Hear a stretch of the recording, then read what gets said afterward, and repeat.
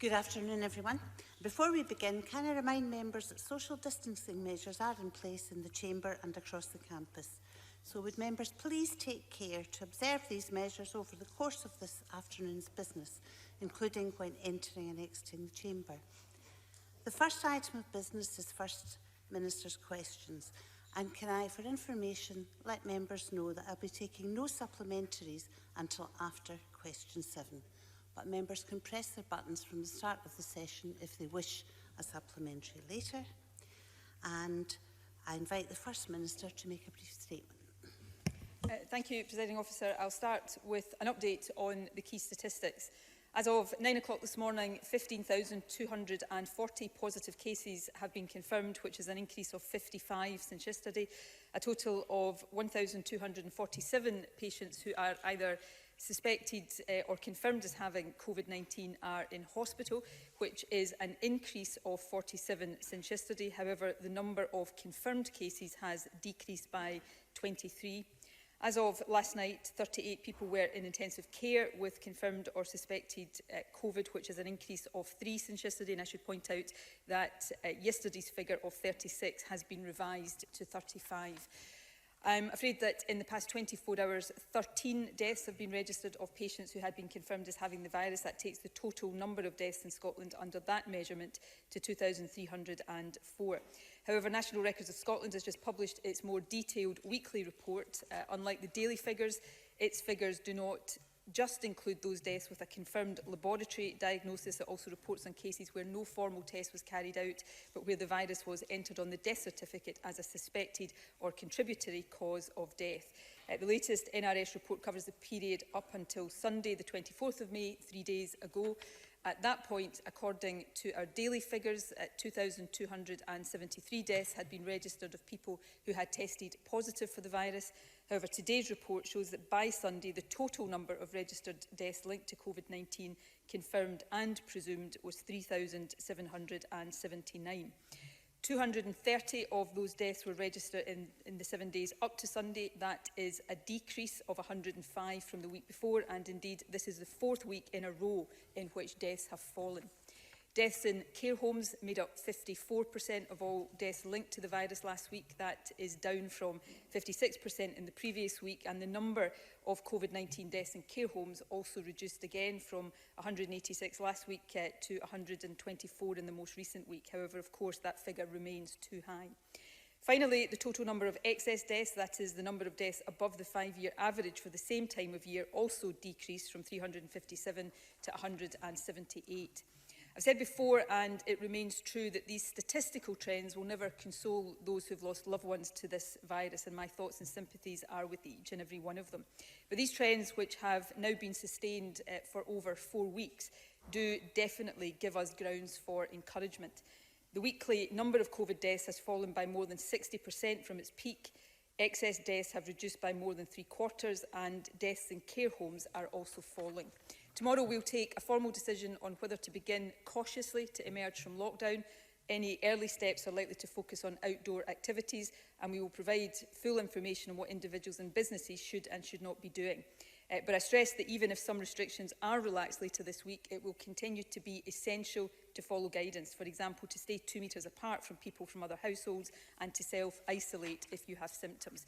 And at the moment, the message in Scotland remains the same. Please stay at home except for essential purposes. When you leave the house, stay more than 2 metres from other people and don't meet up with those from other households. Please wear a face covering if you're in a shop or in public transport, and remember to wash your hands thoroughly and regularly. And again, let me remind people, if you or someone in your household has COVID-19 symptoms, you must stay at home and isolate completely. What we have all done so far has made a difference, and today's figures show that. Everyone has played a part in slowing the spread of the virus, protecting the NHS and saving lives. I want to end by once again thanking everybody across Scotland for doing that, but also to stress that as we start to emerge from lockdown, that cooperation will become more important than ever. We'll now move to questions. Jackson Carlow. Presiding Officer, we now know that more than 900 patients were discharged from hospital to care homes in March before compulsory testing was announced on April the 21st, far more than the government previously suggested. Does the First Minister now know the total number of patients who were discharged from hospital to care homes without being tested? And is she satisfied that during that time the government did everything it reasonably could to protect care home staff and residents?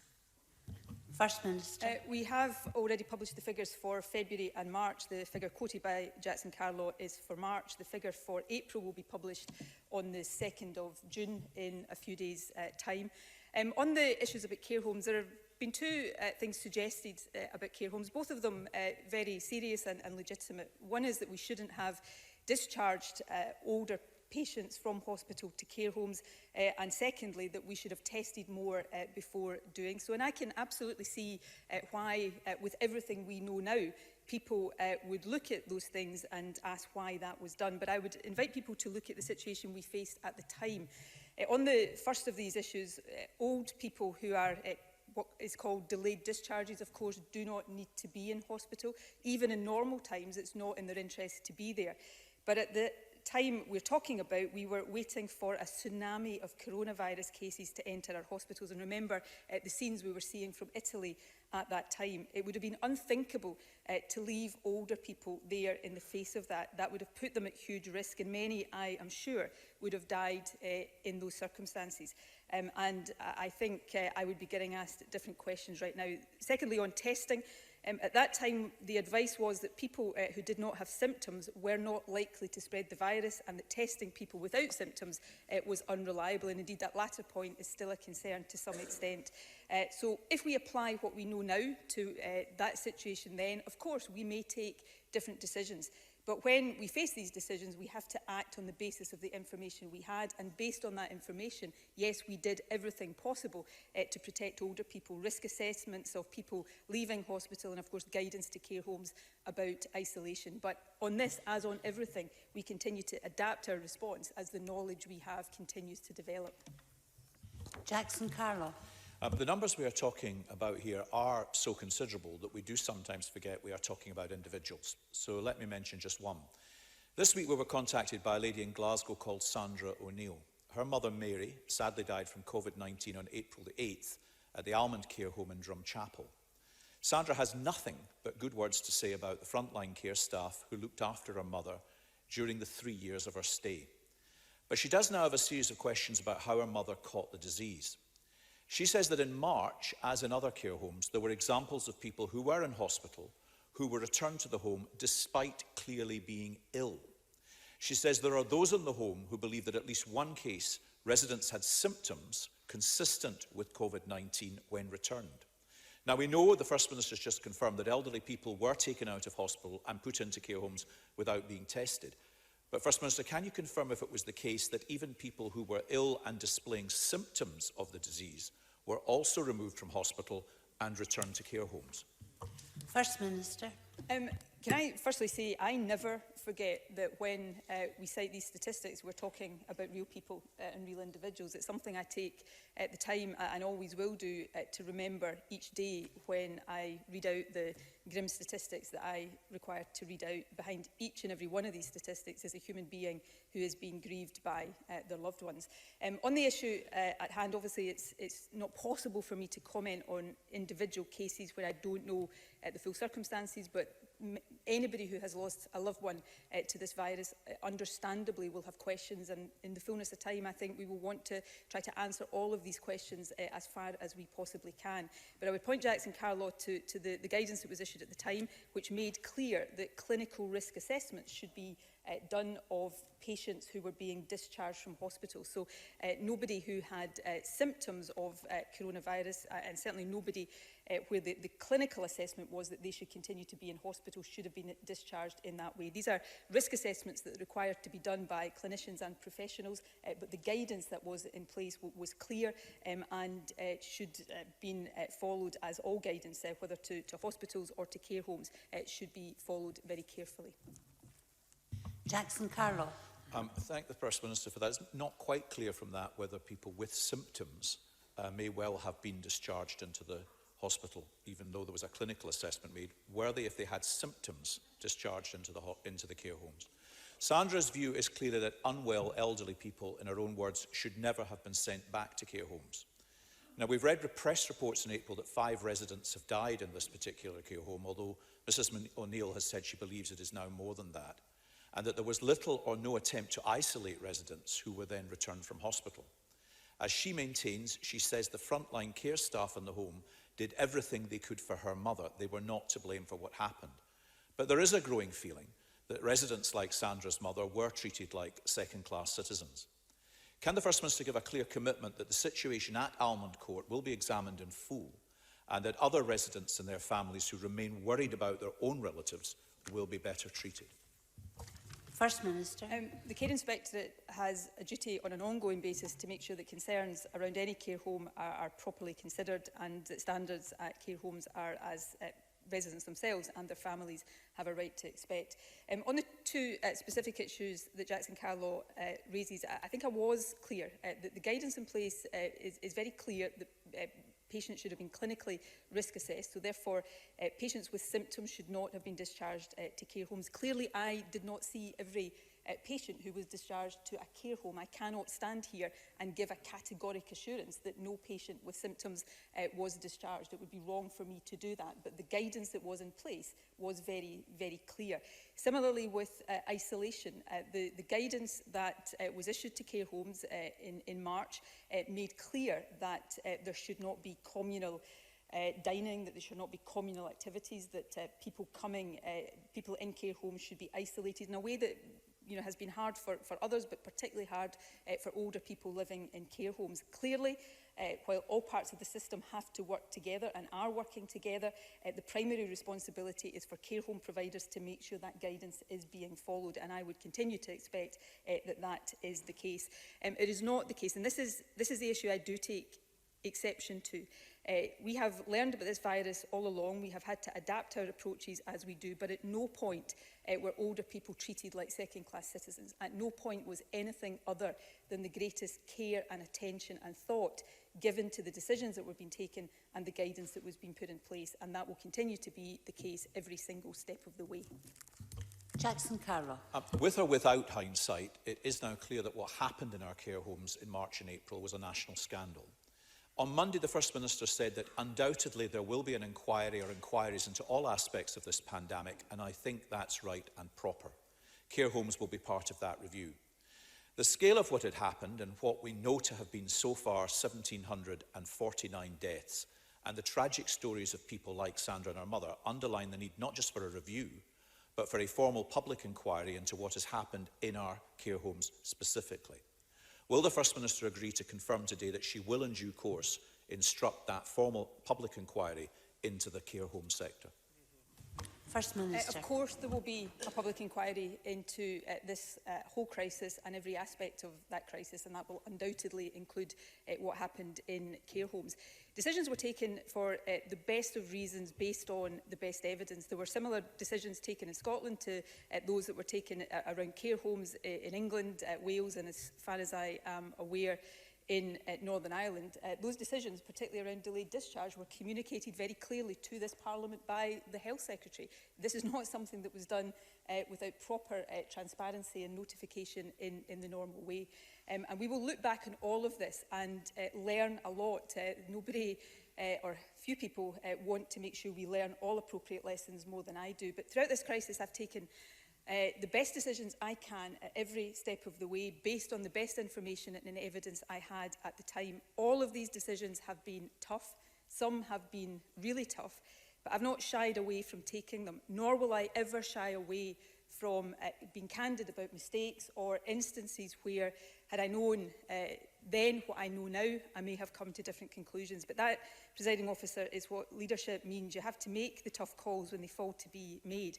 You can't hide away with your head down, hoping that it all goes away. And I hope Jackson Carlaw and others will reflect on that. Now call Richard Leonard. Back on the 5th of March, I asked the First Minister about the challenge of delayed discharge in light of COVID-19. We now know the government rushed to discharge almost 1,000 vulnerable patients from hospital in the month of March alone. And we have now seen the devastating consequences in Scotland's care homes. The First Minister told me at the time there would be, and I quote, an intensive focus on ensuring that we can discharge people appropriately. But right up until the 22nd of April, Scottish Government guidance on the discharge of patients from hospital into care homes stated that, and I quote, individuals being discharged from hospital do not routinely need confirmation of a negative COVID-19 test. Just yesterday, a nurse working at a care home in Lanarkshire told me we had several residents who came from hospital. None of them knew they were going to a nursing home. So when they arrived, we contacted their next of kin, who didn't know they were going to a nursing home either. It was all one big mess. Does the First Minister accept now that her intention of discharging people appropriately was not met? And can she explain why she allowed it to remain in place for so long? First Minister. We have adapted our approach as the evidence and the information that we have had has developed. Richard Leonard talks about what guidance said previously around tests. Now, yes, we now have different advice around testing asymptomatic or pre-symptomatic people. But at that time, there were two things that were different. Firstly, there was a view that it was not likely that people without symptoms would spread the virus. And secondly, there was a concern about the lack of reliability of testing people without symptoms. Now, that latter point still exists to some extent. So we have developed our approach to testing and to other things as the evidence and the advice has changed. I cannot, and Richard Leonard says that he was talking about delayed discharge in early March in here. The fact that he wasn't raising those specific questions then that he is now, it shows that we cannot apply hindsight and change what we knew at the time. We can only operate on the basis of what we knew and operate with absolutely the best of intentions. And I would challenge Richard Leonard when he said we rushed to discharge patients from hospital and make 2 points to him that I've made before. Firstly, in normal times, remember, Richard Leonard and others rightly are usually standing up here criticising the Scottish Government for not reducing delayed discharge, because these are older people that have no medical need to be in hospital, and being in hospital is not in their interest. And secondly, yes, I regret more than Richard Leonard might ever be able to know every single person who has lost their life in a care home as a result of this virus. But again, this is where the hindsight point comes in. Had we not tried to get older people out of hospital, they would have potentially been exposed to the virus in hospitals, and many of them would have died in those circumstances. And Richard Leonard would undoubtedly be standing here, or others would be standing here, saying to me, with the benefit of hindsight, why didn't we try to get older people out of hospital? Now, the point I am making is that there are no easy choices when you face these decisions.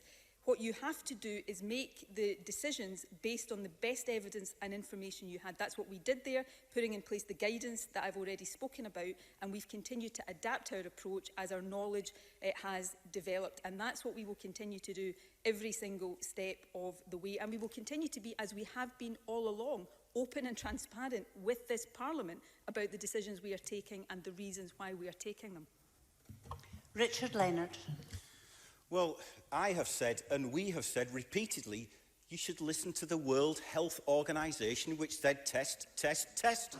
And it's been saying that since March. So, sadly, the result is the consequences we see in our residential care homes. The crisis in our care homes may be linked to the release of those hospital patients who had not been screened, but this crisis has not stopped there.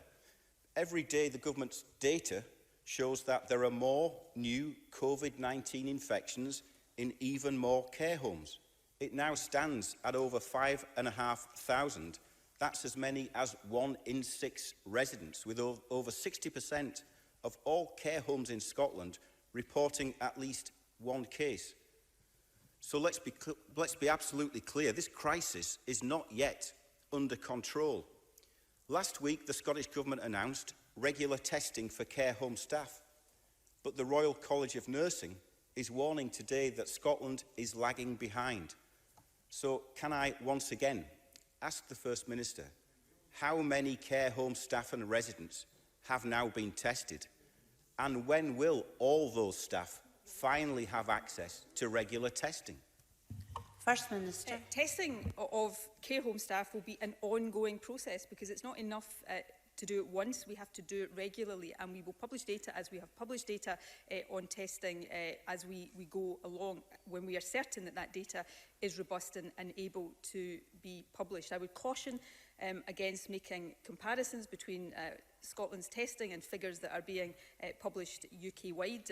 It's not for me to go into detail about those statistics, but I am certain in the validity and the robustness of the data that is being published in Scotland. And of course, this is not political in any way, shape or form. I talk about these issues regularly with Richard Leonard's colleague, the First Minister of Wales, where we are all grappling with these issues and basing our decisions on the best evidence that is available. On the issue of the current situation in care homes, I would never describe this crisis generally or specifically in relation to care homes yet as being under control. We have a long way to go, but in point of fact, both in terms of the number of care homes with an active case, the percentage of care homes with an active case, and the new cases we're seeing reported every day, as well as the number of deaths, we are seeing all of these decline. So in today's figures, which obviously will be published at 2 o'clock, the increase in cumulative cases in care homes increased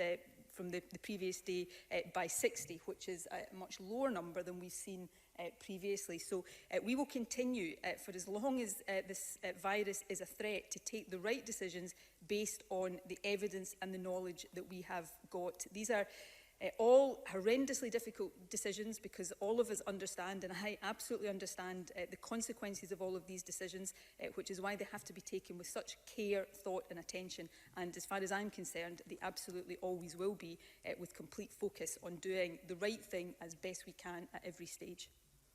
Richard Leonard. Thank you, Presiding Officer. Look, the situation is urgent. So it's not a matter of about whether it's politics or not, it's the urgency of it. And as we start to see an easing of the lockdown, the human rights and the dignity of care home residents must be paramount. There is a basic duty of care which a government has to its most vulnerable citizens. So those residents will need continued protection. That means widespread and regular testing of staff. That means adequate PPE, and it means true transparency. We know that flawed government guidance led to the discharge of untested patients into care homes. And we know that flawed government guidance meant that care home residents were not transferred into hospitals when they were ill. We cannot make the same mistakes again. This time, the guidance must be right. So will the First Minister today commit to an urgent review of her government's approach to care homes so that lessons can be learned and action can be taken quickly as we begin to ease the lockdown?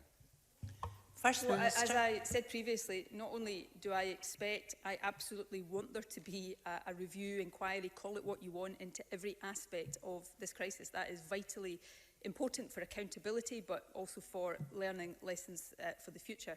And that will undoubtedly include what the situation was in care homes. But if Richard Leonard will forgive me, right now, my focus is on continuing to do everything we need to do for the remainder of this crisis. We are not through this crisis yet. We are not even through this phase of this crisis yet. And therefore, my responsibility as First Minister and the responsibility of every one of my ministers is to make sure we focus on the decisions that still fall to be taken, learning the lessons and applying the knowledge that we have at the time. And Richard Leonard calls the guidance flawed. What he is doing, and he's entitled to do it.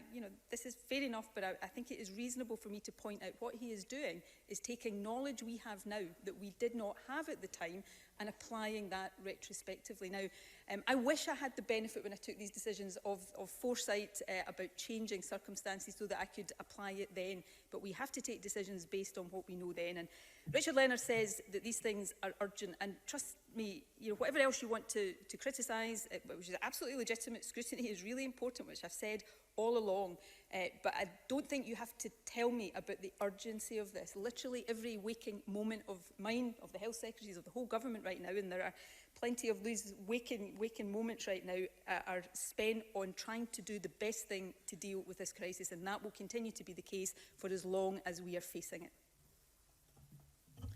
Now call Alison Johnson. Thank you, Presiding Officer. From tomorrow, Test and Protect will finally be rolled out, though I deeply regret contact tracing was abandoned in the first place. Going into isolation for 2 weeks, particularly when there are no symptoms, is necessary, but it is a big ask. This week's news has been dominated by the failure of a wealthy and powerful individual to self-isolate, but imagine the difficulties faced by those who are not privileged. For the self-employed and those in precarious work, isolation may be unaffordable. For those who share their homes with families or others, isolation may be impossible. For the sole carer of a loved one, isolation may be heartbreaking.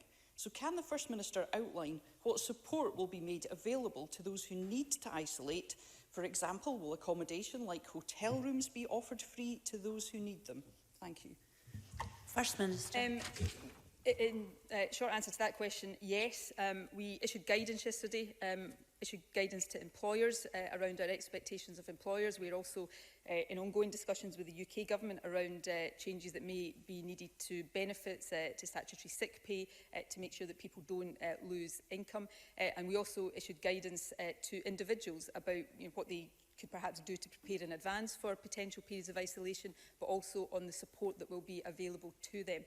That support will be provided largely using the kind of infrastructure we've put in place to give support to those in the shielded group, and that could be support accessing food and medicine if there are no family members that are able to do that, or it could be in extremis support with alternative accommodation.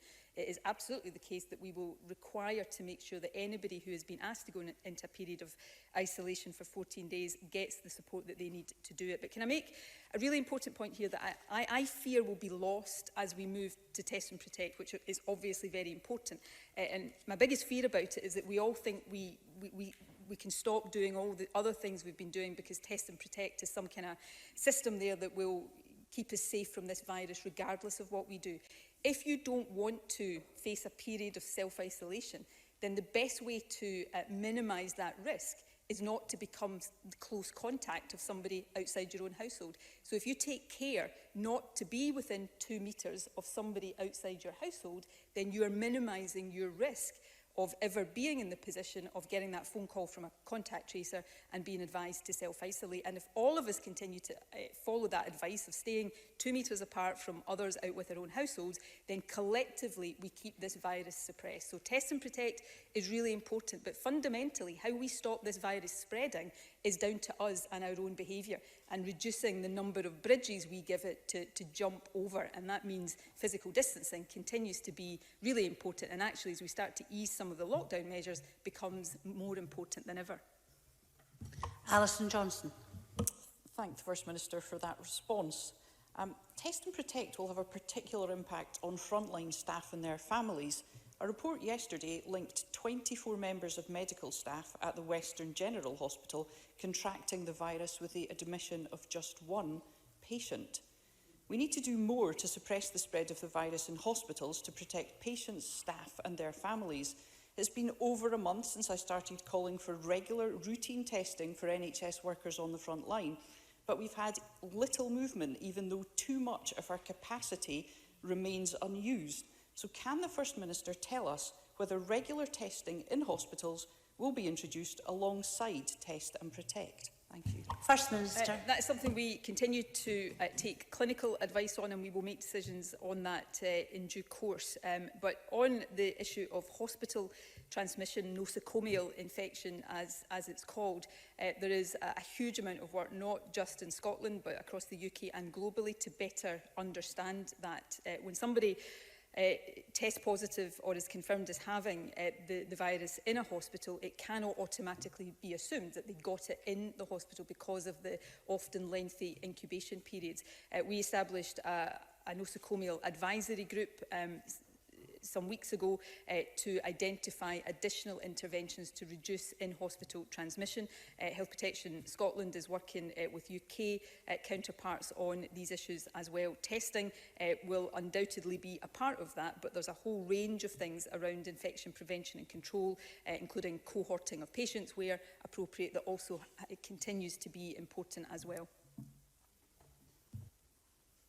Call Willie Rennie.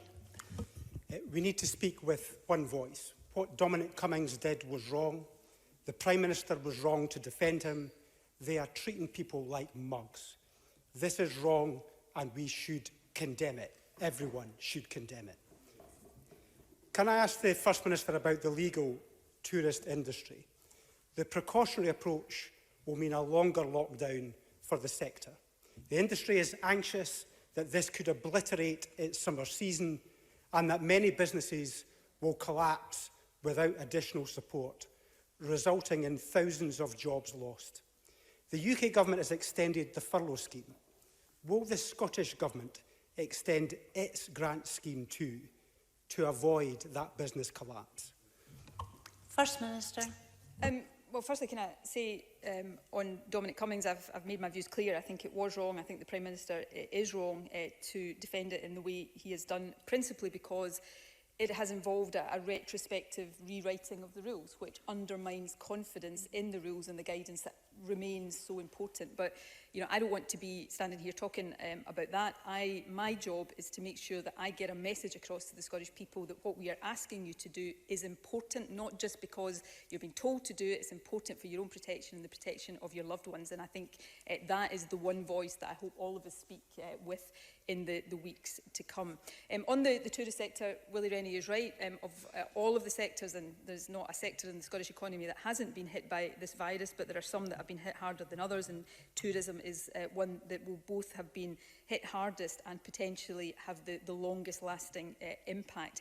These are issues that the Scottish Government is actively considering, both in terms of the grant support and what happens to that in future, and we'll take decisions on that in due course. But we are also looking carefully at the ways in which the tourist industry may be able to resume activities in a safe way. Fergus Ewing has been leading work there, and I chair every Friday morning a subcommittee of the Cabinet looking specifically at the economic issues, and this is one that we are due to look at in detail shortly. So these are issues absolutely at the top of our minds, and we will take careful decisions trying to make sure that at all stages as much support as possible is in place for businesses that have been affected.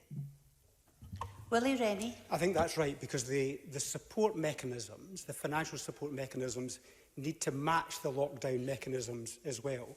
Now, many students work in the tourism sector over the summer months, but if the industry does not reopen, they will be without an income. Award agencies normally only provide financial support on a term time basis, so student leaders like Jamie Rodney at St Andrews are leading a campaign to extend SAS grant payments over the summer months. The campaign has the support of sensible MSPs from across the Parliament, people like Bob Doris and Bruce Crawford, Polly McNeill, Andy Whiteman and Keith Brown are all behind it. So will the First Minister get behind it too and provide financial support for students over the summer? First Minister. We will look very carefully at that, as we are looking very carefully at all suggestions that are made about how we mitigate the impact of this on businesses and on individuals. I hope Willie Rennie will appreciate. I'm not going to stand here and give categoric assurances on things while we're still going through that process of consideration, because there are many good suggestions being made right now. I would love to be able to agree to all of them, but we have to make careful decisions, bearing in mind that there is a limit on the financial resources that we are able to bring to bear. But we will do as much as we we possibly can. I recognise in a whole range of ways students will be affected by this, given the nature of some of the industries that will have the longest lasting impact. But I don't want to lose sight of the fact that we want to try to get businesses in all sectors operational to a greater or lesser extent as soon as possible. It's got to be done safely, and that's a big focus of the work that Fiona Hislop is leading overall right now. But we do want to see as much economic activity resume as quickly as possible, consistent with continuing to suppress the virus. Because if we take our eye off that, then the damage to the economy will be even deeper and longer lasting than it is currently estimated to be. And question number 5 is from Kenneth Gibson. Thank you, Presiding Officer. To ask the First Minister whether the Scottish Government has had any discussions with the Treasury regarding Project Birch, the plan to assist struggling companies of strategic importance. First Minister. We're in discussion with the UK Government about a whole range of matters right now, as members would expect, and we're very clear that more support for the economy will be required, both from the UK Government and indeed from the Scottish Government. So I welcome the indication that they are prepared to provide support for large companies if failure would, and I'm quoting now, disproportionately harm the UK economy. To date, the Scottish Government has not been involved in specific discussions with the Treasury regarding that particular initiative, although we will seek to be over the days to come, and we would expect the UK Government to share more details of this project with us, particularly where the businesses that they are looking at as possible recipients for this kind of support are critical to the Scottish economy. Kenneth Gibson. I thank the First Minister for that response, and whilst the Chancellor believes the UK Government should act to save companies as failure would, as the First Minister herself has just said, disproportionately harm the economy, he is thinking in UK terms. Thus, Project Birch might not apply to companies of vital importance to Scotland not considered strategic at UK level. Does the First Minister agree that the Chancellor should provide both the resources and flexibility to the Scottish Government to allow it to support the continued survival, recovery and growth of Scotland's strategically important companies channelled through the Scottish Investment Bank? And does she agree the Chancellor should make good on £60 million in Barnett consequentials promised on the 2nd of May to assist businesses which, with £10 million previously pledged for charities and in clear breach of faith, will not now be forthcoming? First Minister. On that latter point, I think it is really important that every penny of consequentials that has been promised and committed actually materialises, because we have, and we've been challenged rightly by members across the chamber to give a commitment ourselves to pass on every penny of consequentials to businesses or to other interests. We have done that, and therefore it would be a serious concern right now if all of that money doesn't materialise. So I would absolutely say to the Treasury to please make good on these commitments so that we can make good to the commitments we've made to businesses and others across Scotland. On the Project Birch question, as I indicated in my initial answer, it is vital that support is there for companies that are of importance to the UK, but also for companies that are important to Scotland. Now, in some cases, these will be the same companies, and we in our enterprise agencies will work with the UK Government through Project Birch to support them. However, that might not always be the case, and the Scottish Government needs the resources and the flexibility to support those companies that make a critical contribution to the Scottish economy and indeed to parts of Scotland like Ayrshire. Our enterprise agencies continue to work with a range of companies to provide appropriate support within the resources we have available, but it's important that these UK-wide schemes take account of the particular considerations in the Scottish economy, and we'll continue to discuss that with the UK Government. Question number 6, Alexander Stewart. Thank you, Presiding Officer. To ask the First Minister what the Scottish Government's response is to Police Scotland's reporting that nearly 1,700 cases have been recorded under the Domestic Abuse Scotland Act. First Minister. I should point out that these figures are provisional, but nevertheless I welcome the early indication that the new domestic abuse laws are encouraging victims to come forward and report these crimes, while providing officers with greater powers to target those who abuse their partner or ex-partner. Police Scotland remains committed to tackling domestic abuse, and more than 14,000 officers and staff have received specialist training to spot the signs of coercive and controlling behaviour.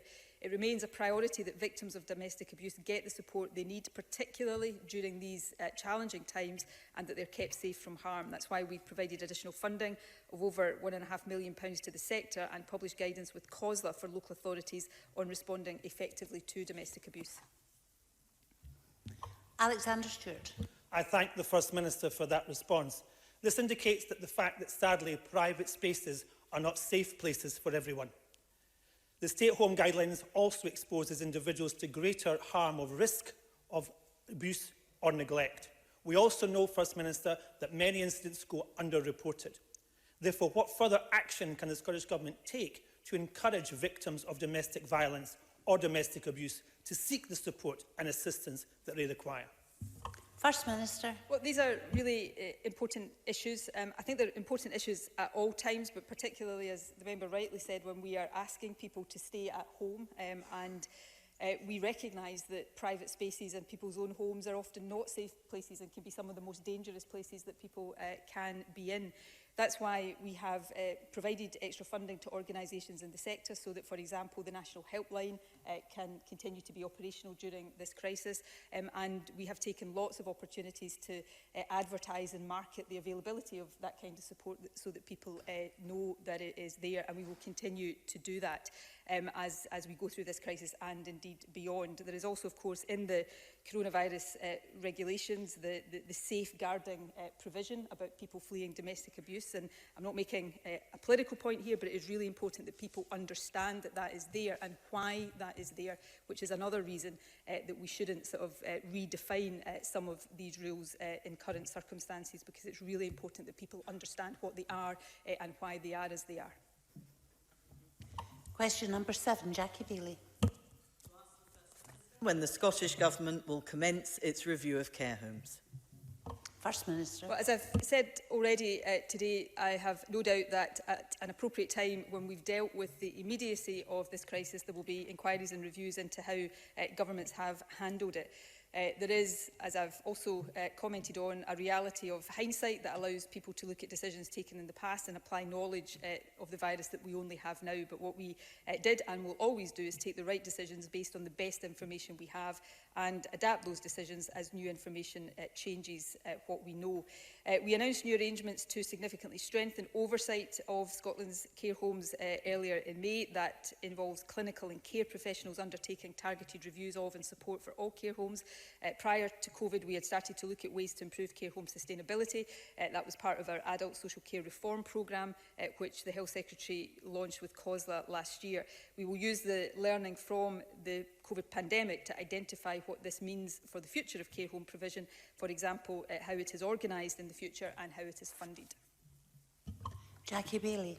Can I thank the First Minister for that response? Transferring older people from hospitals to care homes without testing, the lack of PPE, the slow provision of testing for staff has contributed to care homes being the epicentre of COVID-19. So I welcome an inquiry, but I also welcome a separate review of care homes, which appeared to be announced by the Health Secretary a few days ago. But the Scottish Government have been here before.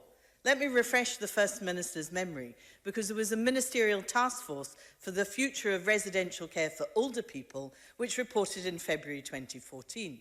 It contained 34 recommendations. But let me ask the First Minister, how many of these recommendations were actually implemented, particularly the recommendations on managing risk and care home governance? I am told by social care professionals that it is only a handful. So, First Minister, what is the point in having a review if you fail to implement the recommendations?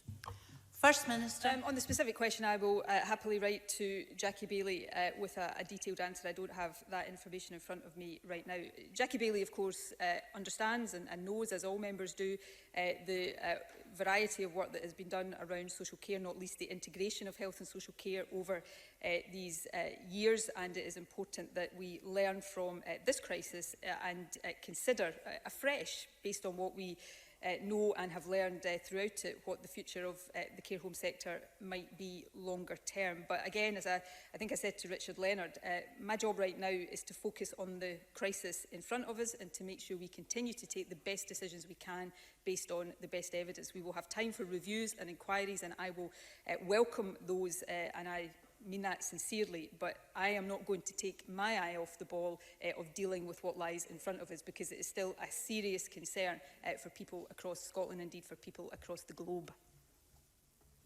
We'll now move on to supplementary questions. I have a lot of requests and we'll run till 1:30.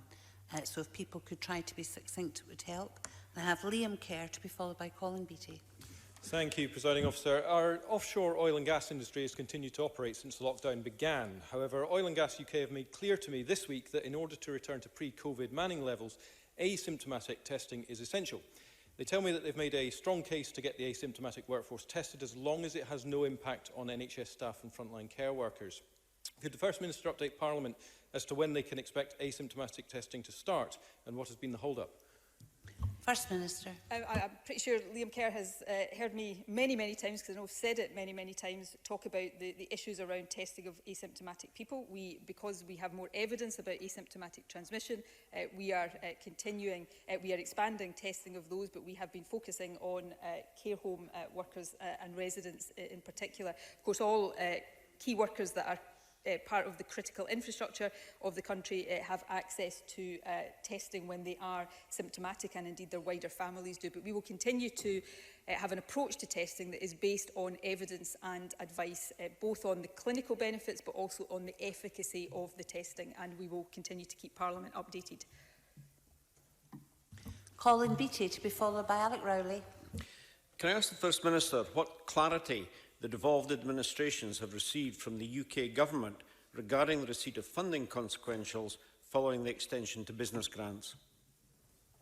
Well, First Minister. We obviously have the details that the UK Government have announced publicly around consequentials, and we have given commitments on the strength of those public announcements to pass on every single penny. But as Kenny Gibson alluded to in his question earlier on, there have been suggestions more recently that elements of that consequential funding will not materialise, and that if there are underspends at a UK level in some of that funding, then that may be clawed back. And we don't yet have certainty or absolute clarity on that, but these issues will be followed up assiduously and vigorously by the Finance Secretary. And I would hope that all members across the Chamber will join with us and making clear to the UK Government that there is an expectation that consequentials that have been announced will flow through in full, because we have committed them, and therefore if the UK Government claw them back, we are left in the invidious position of not being able to honour the commitments we've given, and I don't think anybody across the Chamber would want us to be in that position.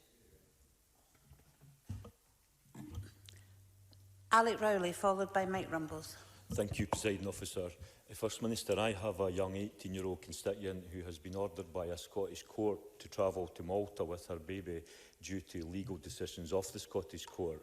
I'm not asking the First Minister to comment on the legal case itself, but rather whether she thinks it is right that a vulnerable young individual with her child can be forced to travel abroad to an uncertain future, not knowing if she and her child will be safe in the middle of a global pandemic, and will she agree to have a look at this case?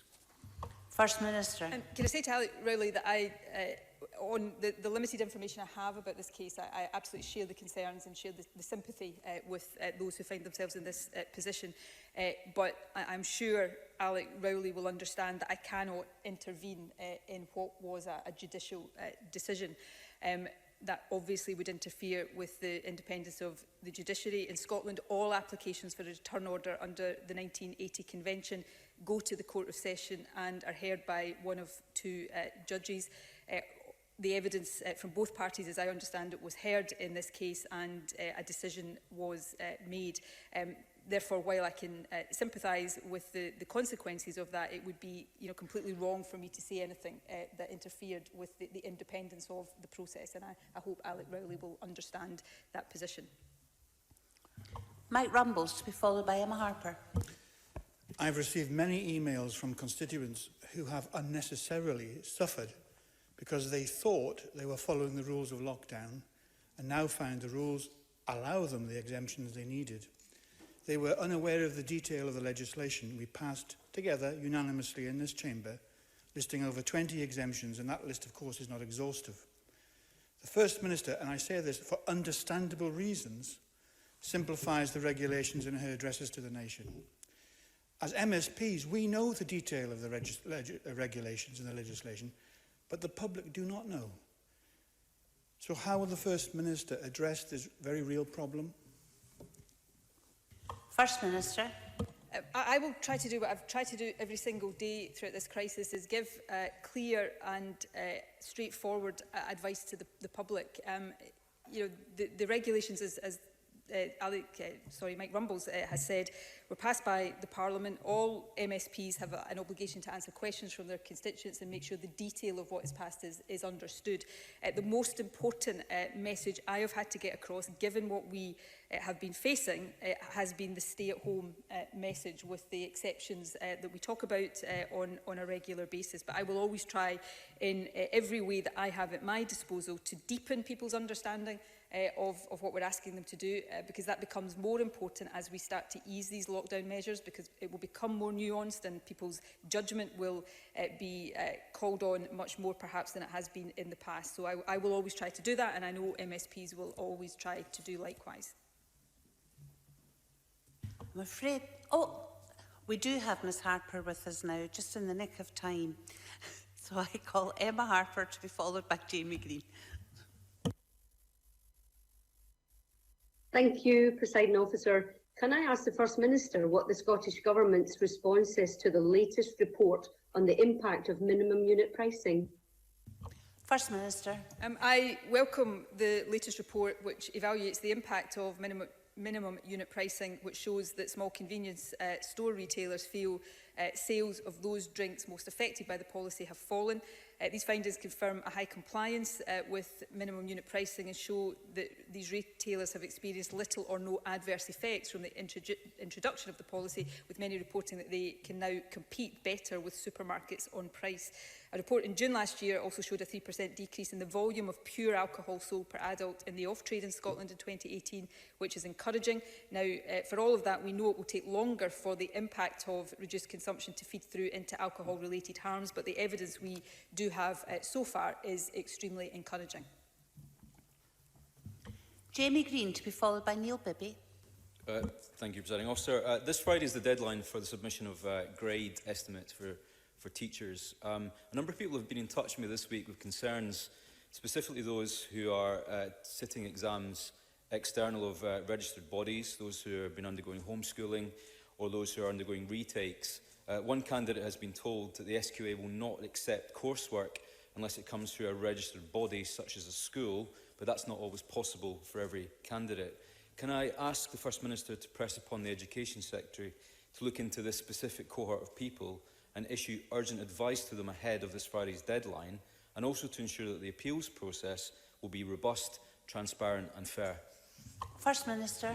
On that latter point, yes, that should always be the case with an appeals process. On the first point that the member raises, yes, I will raise it with the Education Secretary later this afternoon.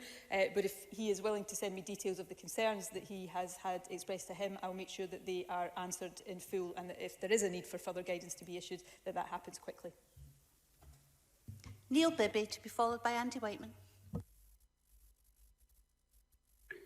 Thank you, Presiding Officer. Plans by Rolls-Royce to slash 9,000 jobs globally will have a severe impact on their site at Shinnon, which employs over 1,000 people and supports much of Scotland's aerospace sector. If jobs go at Rolls-Royce, workers fear they may never return.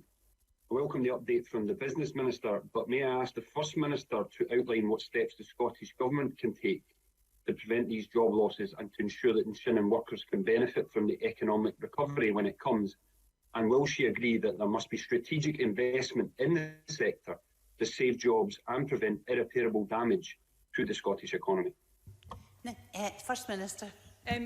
Yes, I do agree with that, and I agree and sympathise with the general sentiment of the question that's been asked.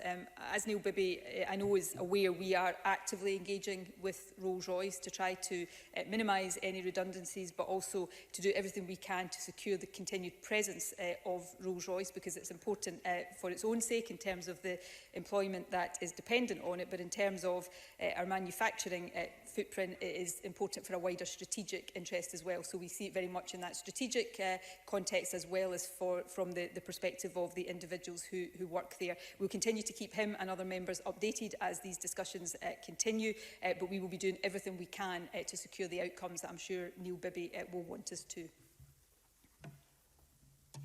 Andy Whiteman, to be followed by Sandra White. Thanks, Presiding Officer. I welcome Scottish Government's support for new active travel choices through the Spaces for People Fund, which was expanded yesterday. And of course, it's up to local authorities to develop projects that are appropriate to this area, to their areas. But I have a constituent in Midlothian who's been campaigning for a quiet route from Pathhead to Dalkeith with very little support from Midlothian Council. Does she agree that all councils should be embracing the opportunities provided by the fund and taking seriously proposals that come forward that meet the criteria? First Minister. Yes, I do agree with that in general, but obviously local authorities then have to look at applications and apply the criteria and come to decisions, and I cannot second guess all of these decisions. And while I'm sure there is a very strong case to be made for the route that Andy Whiteman talks about, if I heard it correctly, Pathhead to Midlothian, that is for the local council there to determine. But this is important additional funding. I think support for active travel, which is always important, becomes more important as we will be encouraging fewer people to use public transport for the foreseeable future. Then it's really important that councils take these decisions as quickly as possible and applying these criteria as fairly as they possibly can. Sandra White, to be followed by Miles Briggs. Thank you very much, Presiding Officer. To ask the First Minister what is being done to encourage people to access mental health support, and in particular older people who are shielding.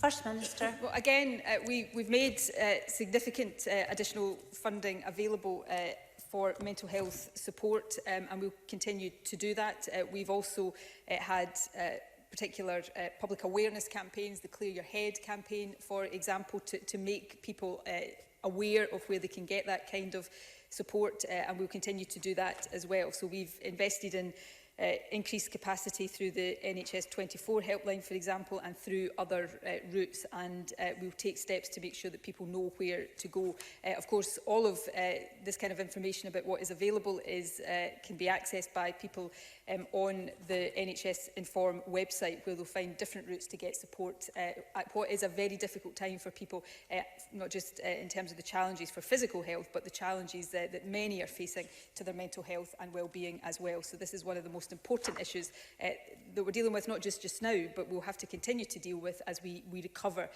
from the crisis that we've faced in recent weeks. Miles Briggs, followed by Monica Lennon. Thank you, Presiding Officer. In February, 236 patients were classified as delayed discharge patients due to not having a power of attorney in place. Many had been in this situation for months. Can the First Minister say today how many patients with no power of attorney were discharged during the crisis? What legal framework have Scottish Government used to take any decisions to move individuals to care homes? And what assessment of these individuals' human rights have ministers undertaken? Given the importance of this issue, I will give a full reply in writing to Miles Briggs with the detail of the questions that he has asked. It's really important then that when people are in the situation that he identifies, that generally speaking, people are not discharged without power of attorney and that the proper legal steps are taken. But he's asked me some very specific questions there that I don't have the information to hand on, so I'll write to him with the answers as soon as possible. Monica Lennon, followed by Graham Simpson. Thank you, Presiding Officer. Care workers weren't relying on hindsight at the beginning of this crisis when they were speaking out about PPE and testing. And worryingly, frontline staff and families continue to raise the alarm. And it's in response to such concerns that I have referred White House Care Home in East Kilbride to the Care Inspectorate this week. Tragically, 23 residents have died at the care home so far as a result of COVID-19. And currently at least a dozen residents are infected. Dozens of staff at the home have tested positive. I'm grateful to the Health Secretary for her speedy written response, which I received this morning, supporting my call for an urgent review. But can I ask the First Minister to provide an update on the reported discrepancy that the BBC raised with her last week about NHS Lanarkshire not testing asymptomatic care home staff when the guidance changed on the 1st of May? And has this been an issue in any other health board? And finally, does she agree with me that asymptomatic transmission is a serious risk in our care homes? And wouldn't it be safer if the guidance was changed to ensure that anyone working in a care home or working there is issued with PPE or at least a face covering, because the crisis in our care homes is far from over, First Minister? First Minister. Well, on PPE, everybody should have the PPE that they need, and the guidance that was changed some weeks back now across all 4 nations with expert and clinical input said that, of course, it should ultimately be down to the risk assessment of the individual staff member about whether or not and in what circumstances they should be wearing PPE. Any staff member who feels that they need PPE should have it. In terms of the provision and supply of that, the principal responsibility is on care home providers, but we have, since the start of this crisis, put in top-up arrangements if any care home providers are finding it difficult to get what they need through their normal supply routes, and of course we have developed new distribution routes to get PPE as quickly as possible to staff. So let me be very clear about that. On the issue of the Care Inspectorate, the Care Inspectorate has a responsibility to look into and address any issues of concern, and I think it would be inappropriate for me to comment in detail about any work that it is doing in relation to any individual care home, but it's important, as we've seen in other contexts recently, that where steps need to be taken, the Care Inspectorate takes those and has the protection of residents uppermost in its mind at all times. Graham Simpson, to be followed by Neil Finlay. Thank you. We've got 6,000 homes which are nearly completed in Scotland at the moment, and the construction sector is waiting to start on rebuilding these homes, but they don't yet know when they can start. I've been contacted by people across the country, customers, and they're the important people, who are waiting to get into their homes, including one man today who was written to by the Housing Minister and advised to contact the housing charity Shelter. All people want to know is when builders can start working again. What's the answer to that? First Minister. Let me make 3 quick points. Firstly, the important people in the context of this crisis are the entire population of Scotland, and the priority is to keep people as safe as possible from a virus that we know from the evidence and from the discussions we've had even here just today can have a potentially deadly impact. So that's got to continue to be our guiding principle in all of this. Second point is, in the route map I set out in this chamber last Thursday, we indicated that phase 1, when and if we move into phase 1, it will allow the construction sector to implement the first 2 stages of its own restart programme, and that's a programme that has been delivered in collaboration between government and the industry.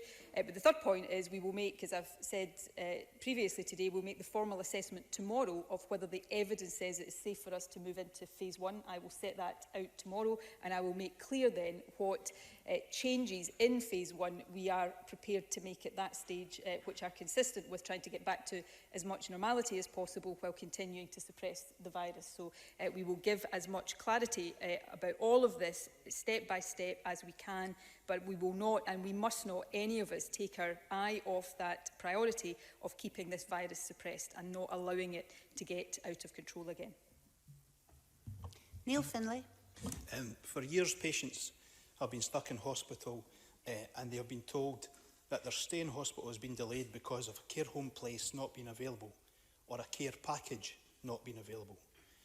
However, in March, 1,000 cases like this were resolved almost overnight, not because new care home rooms were suddenly built or because new staff were recruited overnight, but because money became available to purchase places.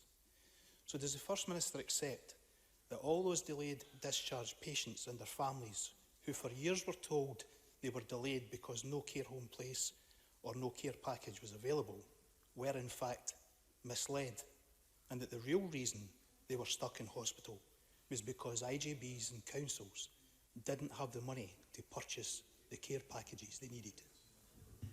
First Minister. We have to always work within the resources that we have, and we do that to the best of our ability, and within that we have certainly, the government that I now lead, have prioritised health and social care all along. We have lived through many years of austerity along the way that has made all of this very difficult.